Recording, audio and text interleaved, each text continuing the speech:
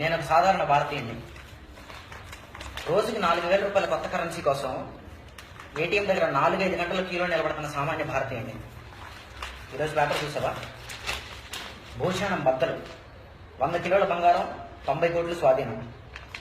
Contractor Shekhar Reddy ఇంట్లో నిధి 1000 కోట్ల ఆస్తి పత్రాలు లభ్యం. నగదులో 70 కోట్లు కొత్త కరెన్సీ. 70 కోట్లు కొత్త కరెన్సీ. ఎక్కడ మార్పిడైంది ఇదంతా? రిజర్వ్ బ్యాంక్ నుంచి వస్తున్న ప్రతి రూపాయి బ్యాంకులకే కదా వస్తుంది. అంటే మొత్తం అంతా బ్యాంకుల నుంచే జరుగుతుంది తతంగం అంతా. ఇది ఈ బ్లాక్ మనీ ఉన్న మొత్తం మార్చేసుకుంటున్నారు. సామాన్య భారతీయుడు రోడ్డు మీద అలాగే నిలబడి ఉంటాడు. ఏ బ్లాక్ మనీ గురించి అయితే ఎంత కథ జరిగిందో వాడి ఇంట్లో నుంచి కదలకుండా వాడి పాత కరెన్సీ నోట్లని కొత్త కరెన్సీ నోట్లు అయిపోతున్నాయి. మనం డ్రా చేసుకోవాలంటే ఎన్ని రిస్ట్రిక్షన్స్, కానీ వాడి దగ్గరికి ఎలా వెళ్తున్నాయి? మొత్తం 70 కోట్లు మార్పిడి జరిగిందంటే అంత అవలేని విషయం కాదు. ఇది ఒక్క మనిషికి సంబంధించిందే. కానీ దేశంలో ఎన్ని కోట్ల రూపాయల బ్లాక్ మనీ, ఎన్ని కోట్ల రూపాయల పాత కరెన్సీ బయట అయిపోయింది ట్రాన్సాక్షన్స్ లోకి రాకుండా. ఎన్ని కోట్లు? నీకు తెలీదా మారిందని? ఎన్ని కోట్లు రోజుకు మారుతున్నాయో మనందరికీ తెలుసు, కానీ మాట్లాడు. నువ్వు మాట్లాడినంత వరకు నీ దేశం బాగుపడదు. నువ్వు అడిగితే, నువ్వు క్వశ్చన్ చేస్తే మాత్రమే బాగుపడుద్ది. టీవీల్లో, న్యూస్ పేపర్లలో ఏదేదో రాసేస్తాడు. మారుతుందంట, చెత్త కుండీలో దొరుకుతుందంట, అది ఇది రాస్తాడు. కానీ వాళ్ళు ఎవ్వరూ యాక్షన్ తీసుకోరు. తీసుకోవాలంటే నువ్వు మాట్లాడాలి. ఇప్పటికైనా మాట్లాడడం మొదలుపెట్టు. ఇవాళ నేను గవర్నమెంట్ డిమాండ్ చేస్తున్నా, రిజర్వ్ బ్యాంక్ నుంచి కొత్తగా రిలీజ్ అయిన కొత్త కరెన్సీ ప్రతి ఒక్క దానికి మీ దగ్గర లెక్క ఉందా? ఎవరికెంత వెళ్ళిందో మీ దగ్గర లెక్క ఉంటే అది మాకు కావాలి. డిసెంబర్ 31కి పాత నోట్లు డిపాజిట్ చేయడం క్లోజ్ అయిపోతుంది కదా.